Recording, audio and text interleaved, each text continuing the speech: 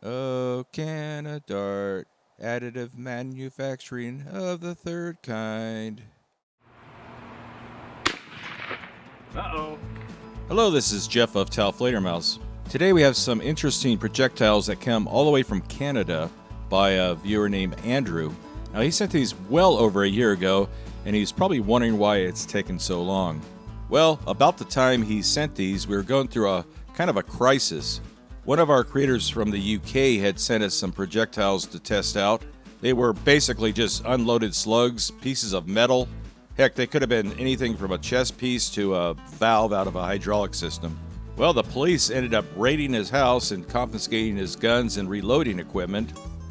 After sweating it out for several months, he was finally cleared of the charges, but he still has not gotten his property back.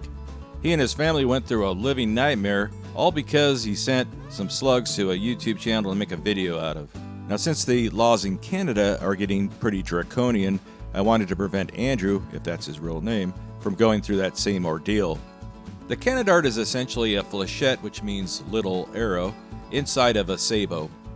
I really like that orange color. It reminds me for some reason of orange Tootsie Pops.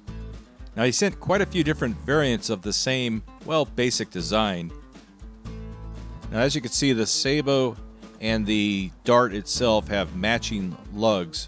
And when this is shot, the Sabot actually kind of drags the dart down the barrel, since the dart itself doesn't have much surface area.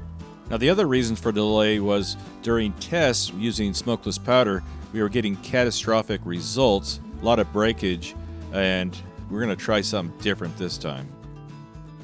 Hey, we're out here today with Mike, and we're going to be shooting the CanaDart Sabot dart out of the American gun craft Desperado DLX.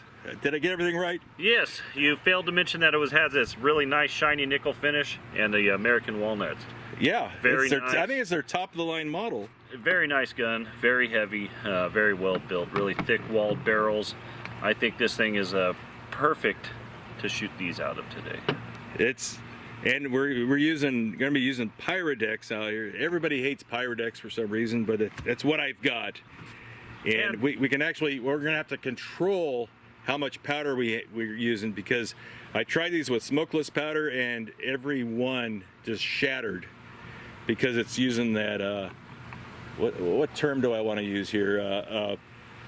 Additive manufacturing of the third kind. We'll call it that. Gotta use those YouTube-friendly terms. One thing I learned is these things are very brittle.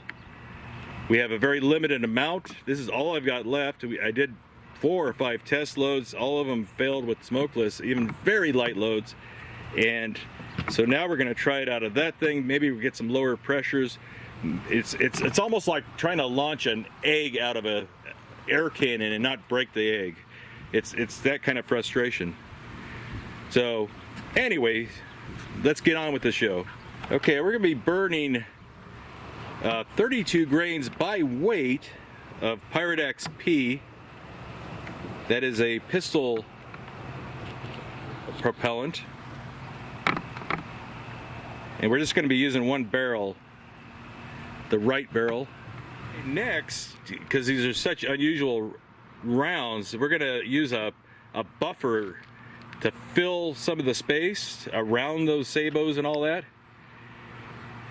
And it's going to be... And this buffer happens to be coffee grounds. The coffee grounds are nice and dark, and they don't really, they don't show up on the high-speed camera very well, so that's good.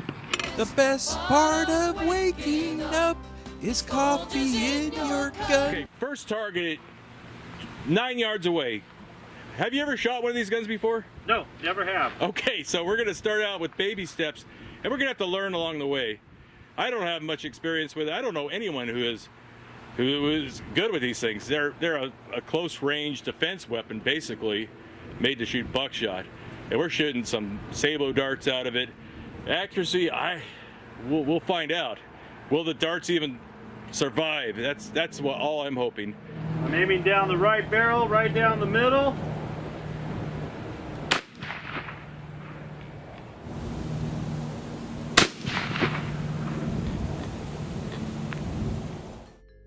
All right, let's take a look at test number 1. You can see that the coffee grounds really don't show up. They're pretty much invisible, but that smoke certainly shows up.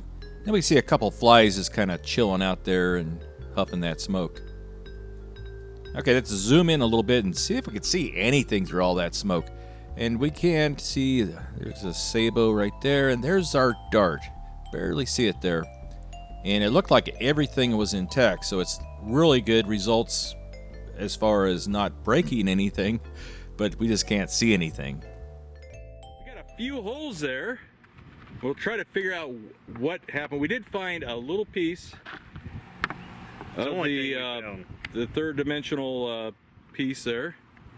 It did break. That's part of the Sabot. I saw something hit down low, and then we have some holes up top there.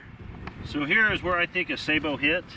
Yeah, I'm pretty sure of that. And this could be a chunk of a Sabot, possibly something that splintered off. But the dart and the CanaDart actually traveled through here at this point. You can see well, you can see some fins there, so possibly yes. And I was aiming right about here, down the side of that barrel. Yeah, that gives you got an idea how difficult this thing is to aim now. I'm thinking maybe reduce the powder a little bit. Yeah, let's try it. I had so much smoke in that shot. I'm gonna have to re-angle the camera, but a lot of smoke, a lot of the typical black, people wonder why I don't film much black powder stuff, and that's kind of why.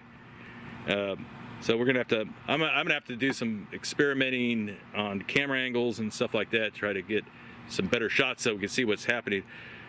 Hopefully on that shot, there's enough there that we could see through the smoke and see what's going on. Now we're gonna try this dart, slightly less powder charge. It's got a huge head on it, steel nose. And I don't know if we have to clean the barrel yet, but let's see how that fits. Go ahead and try to load that. Nice good fit there. Nice and tight. Yeah. And ram it in there. I think these are made in Germany. Good and tight? Good and tight. At factory, good and tight. This one's a little heavier, but with a lighter powder load.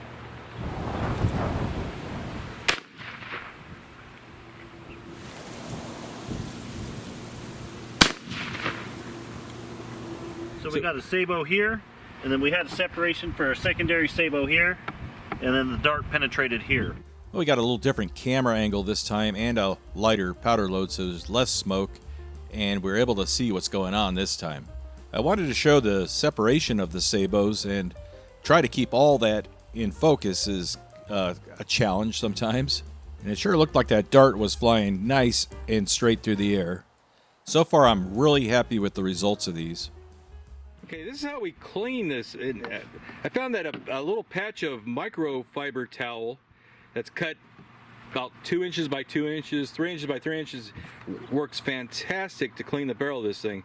And we're just using some carbon destroyer, and it kind of smells like Windex. So anyway, put a little bit on there, and then give it a good swab in there. And it won't fall off. Look at that. Isn't that great? Look at that. That's Pyrodex for you. Wow. Okay. Yeah, this is the next one we're going to shoot. Open it up. There you go. Oh, it's completely different than the others. This is where your inconsistencies are going to be. Yeah, they're going to, some will shoot high, some low, some break apart. I don't know. Let's try that one though. Ram it in there.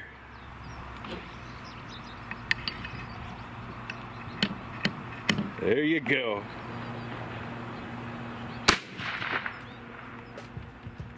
Now we can see that Mike's aim is starting to improve, and we can see that this CanaDart performed very well, very stable in flight. Now watch as the Sabot hits the jug. Now you have an understanding of how brittle this material is. It's actually quite remarkable that it didn't break apart like that just coming out of the barrel. So finding the right powder load and the right way to launch these things was definitely a real challenge in this project. Yes. But the dart seemed to hold together went all the way through, right? Yep. All the way through. Oh, it hit the water and Actually, yawed a little bit. Looks like it, yeah, it looks like it came out sideways. Yeah, it went in straight and then turned inside there. Very interesting. At least you hit it. That's always a good thing. So the next one here, a really giant Sabot with a little dart inside, and it's white. We'll get a shot of that. Okay, go ahead.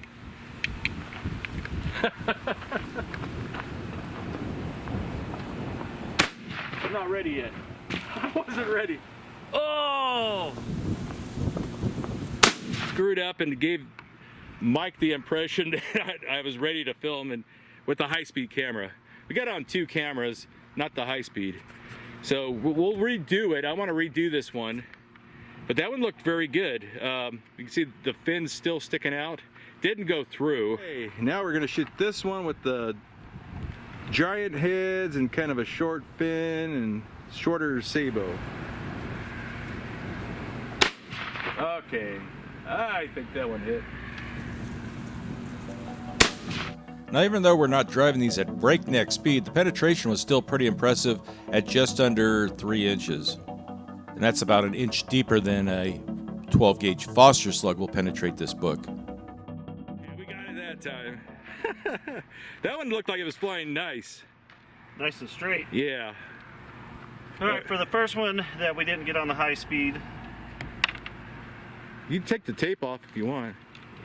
Yeah, just put a little strip there to keep it from blowing out open.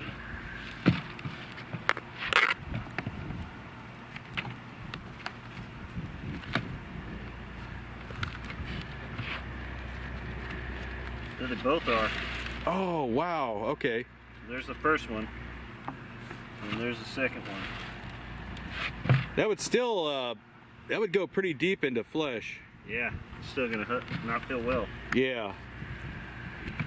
Still got damage quite a bit of the way through the catalog. Yeah, we had Granger last week and McMaster Card today. Just to be fair, I think McMaster Card is better than Granger. Just my personal opinion. Start a debate if you want. They got everything you would ever need to do to build anything you want, short of an atomic bomb, I guess. What's the next one we're going to shoot? We're going to go ahead and shoot this one. Oh, it's white. It's white with a blue end. Oh yeah, I made the end blue so that maybe it'll show up on high speed a little better. I think it's gonna. And our target today, look at this, a new gummy bear, and that thing is huge. Pick that thing up, man. Show how big that thing is. That's like a baby size target. Oh, not that we shoot babies or nothing. It's okay. Kind of got a stick propped up underneath there so he doesn't fall over. Nice big target, and it's relatively thick. It's probably, how thick? Yeah, about 4 inches thick or so. That's 5. That's 8. That's 8.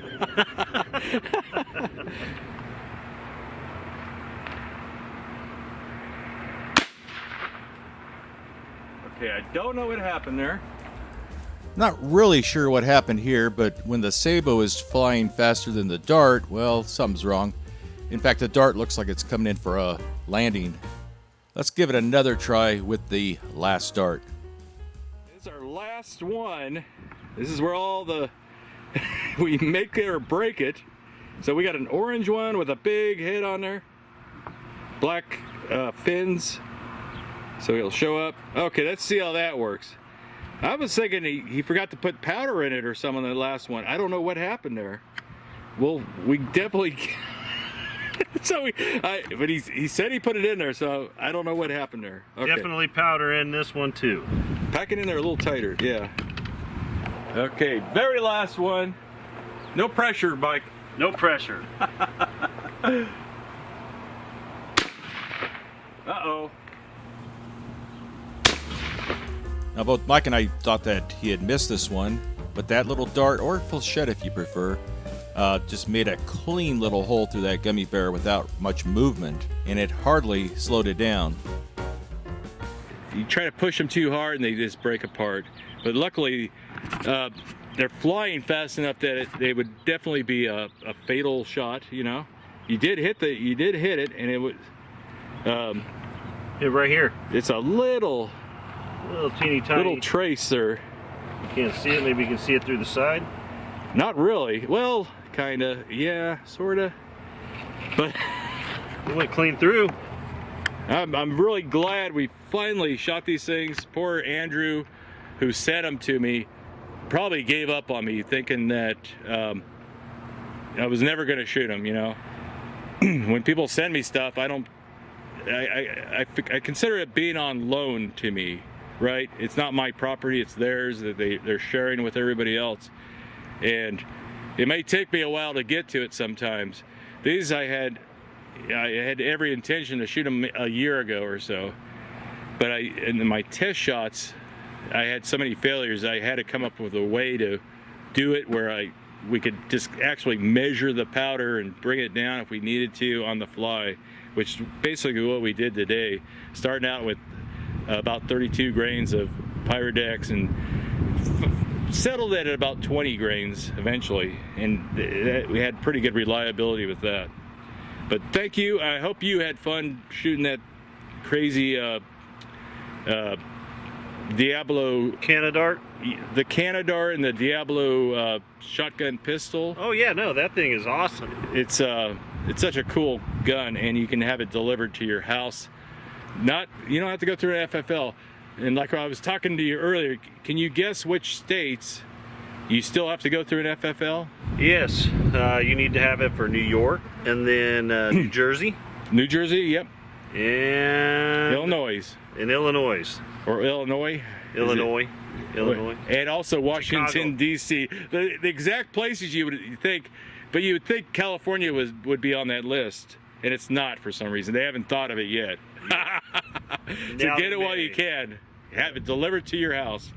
Okay, well, thank you, everybody. I think the flies are starting to come out, so let's call it a day. We're officially out of CanaDarts.